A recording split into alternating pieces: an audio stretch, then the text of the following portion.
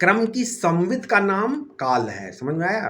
पूरब पश्चिम के भेद का आधार इनके मध्य दिक् तत्व है ना। और अपने शरीर की स्थिति घंटा मिनट के भेद का आधार इनके मध्य क्या है? काल। तो तब काल तत्व और सूर्य चंद्रादि की गति का आधार काल तत्व ही है। घट और पट के भेद का आधार है उनका द्रव्य और गुण। ठीक है, समझ में आ गया? देश काल द्रव्य ही, देश काल द्रव्य ये ही भेद कल्पना के आधार है। जब आप अपने स्वयं प्रकाश स्वरूप का अनुसंधान करोगे तो आपको ज्ञात होगा कि देश काल द्रव्य अज्ञात आत्मसत्ता के ही नाम हैं। ठीक है, आपका आत्मा ही देश काल द्रव्य के रूप में स्फुरित हो रहा है।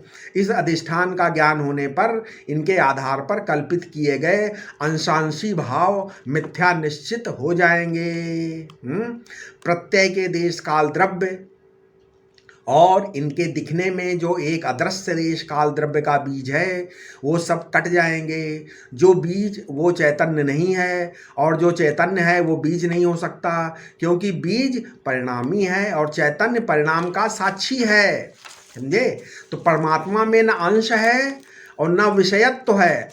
अनिवर्चनीय अनादि अविद्या से परिकल्पित मन बुद्धि इंद्रियां और स्थूल सूक्ष्म शरीरों से वास्तव में अनवच्छिन्न होता हुआ भी ये ज्ञान स्वरूप आत्मा परिच्छिन्न सा भासता है। उपाधि उपाधियों के भेद तथा औपाधिक परिच्छिन्नता ये सब क्या है? प्रकाश्य है।